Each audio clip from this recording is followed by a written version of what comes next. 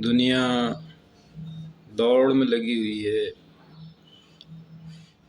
कहीं मान की लड़ाई, मान की दौड़, कहीं सम्मान की दौड़, पद प्रतिष्ठा की दौड़, धन कमाने की दौड़। ये सारी दौड़ें चल रही हैं। लोग दौड़े जा रहे हैं, दौड़े जा रहे हैं। एक दूसरे से आगे बढ़ने की दौड़ चल रही है। कोई आगे बढ़ भी जाते हैं, कोई पीछे भी रह जाते हैं। तो आखिर इंसान इन दौड़ में भागा चला जा रहा है। क्या कभी किसी ने सोचा कि बहुत अधिक मान कमाने से क्या सुख मिल जाएगा, सम्मान कमाने से क्या सुख मिल जाएगा, या बहुत दौलत इकट्ठा कर लेने से सुख मिल जाएगा, तरह तरह के सुख साधन बटोर लें तो सुख मिल जाएगा। दुनिया भर के साधन, सुख साधन अगर बटोर भी लिए, खूब धन दौलत इकट्ठा कर भी ली, तो सुबह शाम तो खाने को वही 2 रोटी ही चाहिए। चाहे अरबपति हो, उसको भी 2 ही रोटी की जरूरत पड़ती है। सुबह शाम उतना ही भोजन चाहिए जितना सबको चाहिए, और रहने के लिए अधिक से अधिक 2 कमरों का इस्तेमाल हो पाता है। पूरा अगर कई मंजिला मकान भी हो, 20 कमरों का भी मकान है, तो बाकी कमरे खाली ही रह जाते हैं। उपयोग में उतना ही 2 कमरे ही आते हैं। तो ये विचार करना चाहिए कि हम कितना उपयोग कर पा रहे हैं और क्या हम नहीं कर पा रहे हैं।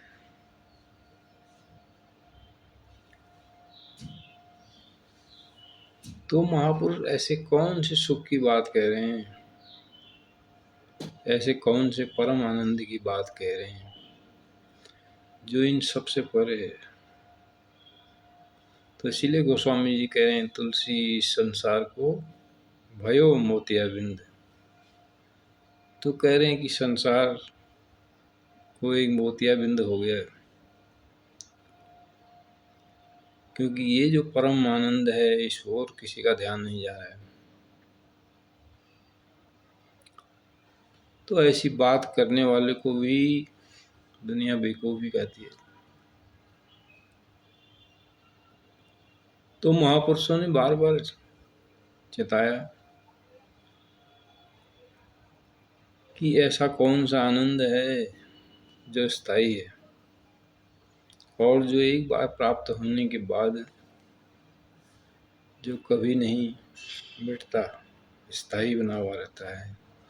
ऐसे परम आनंद की ओर जाने की बात कह रहे हैं, क्योंकि उससे अलावा जो कुछ भी संसार में है सब नाश ही हो जाने वाला है। कोई भी सत्ता ऐसी नहीं जो स्थायी है। तो अष्टावक्र ने जब राजा जनक के दरबार में अष्टावक्र और आचार्य बंदी का संवाद हुआ था, तो वहाँ पर यही बात कही कि हमारे चारों ओर जो 2 तरह की सत्ता हमें आभास हो रही है,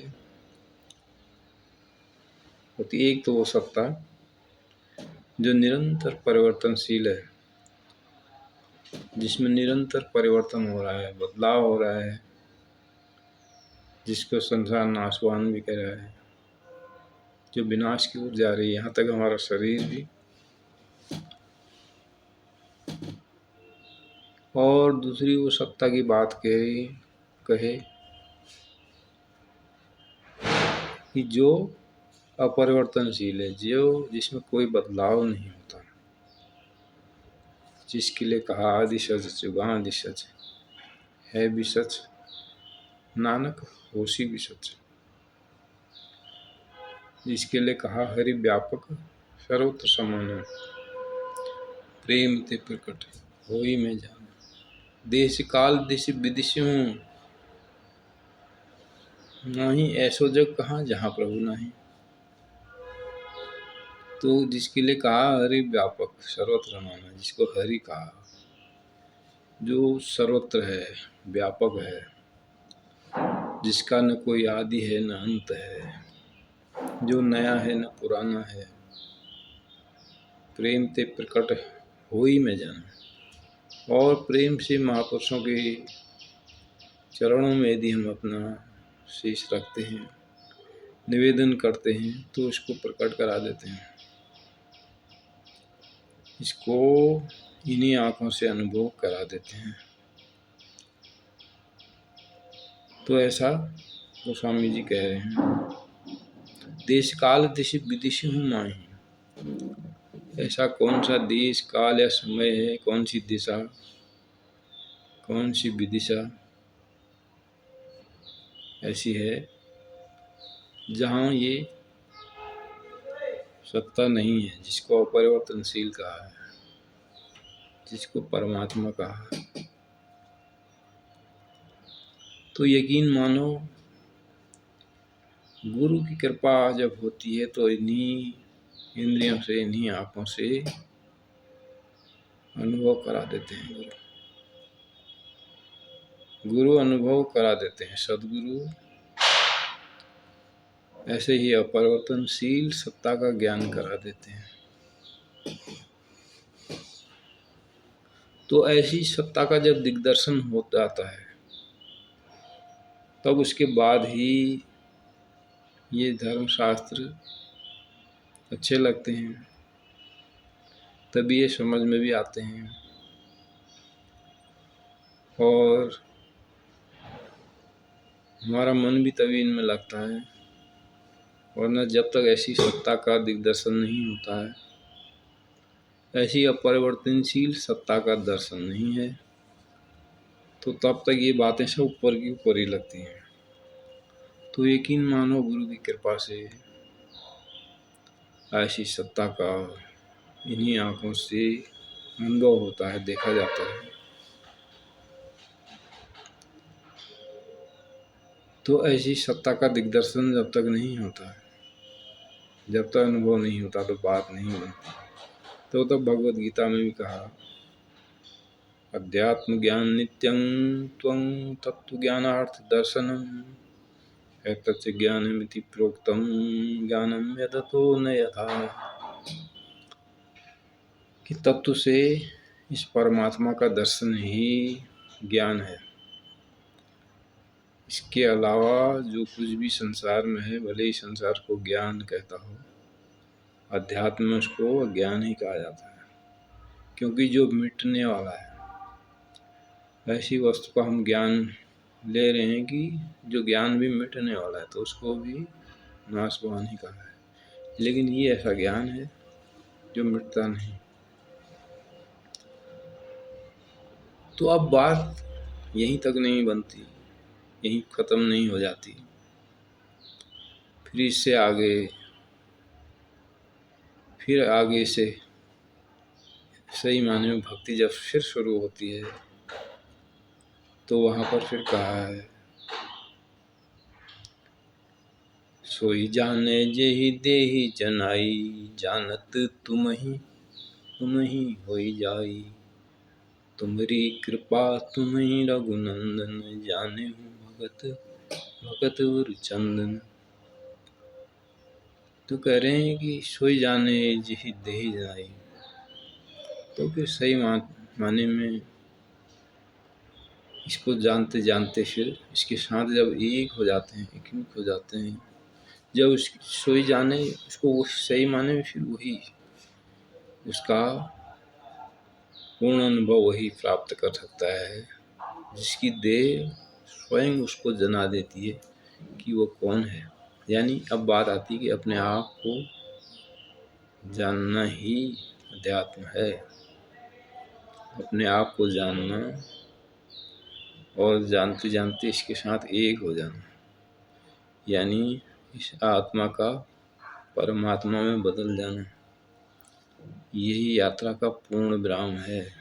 और महापुरुष कह रहे हैं कि ये सब जीते जी ही होता है। शरीर छूटने के बाद ये हो जाएगा ऐसा नहीं है। इधर शरीर छूटा तो उधर फिर जन्म निश्चित है। तो ये जो चक्कर चल रहा है, ये निरंतर ऐसा जो चक्र चला जा रहा है, पुनरपि जननम पुनरपि मरणम, जो फिर जन्म होगा, फिर मरण होगा, फिर मरण। क्योंकि जब तक ये 84 छूटेगी नहीं, ये 84 लाख योनियाँ हैं, इसमें ये आत्मा भगवद गीता के अनुसार ये भ्रमण करती है। तो जन्म मृत्यु ये सब चलता रहेगा। तब तक चलेगा जब तक कि जीते जी मुक्ति न हो जाए, यानी जीते जी परमात्मा का ज्ञान न हो जाए और जीते जी इससे इग्म की अवस्था न आ जाए। तो तब बाबा हरदेव सिंह भी कह रहे हैं, असल में इग्म की हो जाना ही इसको पाना है। सत और रजगुण, सततम और रजगुण से आगे ब्रह्म ज्ञानी का डेरा है। ये भी एक शब्द आता है, एक लाइन आती है इसमें। तो तीनों गुणों से गुणातीत निरंकार को पाके गुणातीत हो जाना है, असल में एक हो जाना ही इसको पाना है। तो तीनों गुणों से जो गुणातीत होने की बात कह रहे हैं, तो इसकी शुरुआत इसको जानने से ही होती है। इसकी जानकारी जब तक नहीं होती तो फिर आगे का रास्ता नहीं खुलता है। तो जानकारी होने के लिए तो भगवद गीता में भी कहा, तदित प्रणिपातेन परिप्रश्नेन सेवाया उपदेशन्ति ते ज्ञानम तत्वदर्शन। कह रहे हैं कि हे अर्जुन, जब तक उसको विश्वास नहीं हो रहा है अर्जुन को कि ये श्री कृष्ण जो है यही वास्तव में तत्वदर्शी हैं, तो फिर तब तक वो यही कह रहे हैं कि हे अर्जुन, तो किसी तत्वदर्शी महापुरुष की शरण में जा और वो तुझे ज्ञान का उपदेश करेंगे, तुझे बताएंगे, साक्षात्कार करेंगे। तो तब तुझे इसका जो है दर्शन होगा इन आँखों के सामने, तब बात बनेगी। तो बाद में जब अर्जुन को विश्वास हो गया तो फिर उन्होंने खुद कहा, तो ये ऐसा तत्वदर्शी जब महापुरुष तो मैं ही हूँ, तो मेरी शरण आ जा, तो मेरी शरणम गच्छ सर्वभावेन भारत। तो हे भारत, हे अर्जुन, तो संपूर्ण भाव से को छोड़ के सारे जो है दुनिया का जो कूड़ा कचरा इसको सब छोड़ के तू मेरी शरण में आ जा, मैं ही तेरा कल्याण करूँ।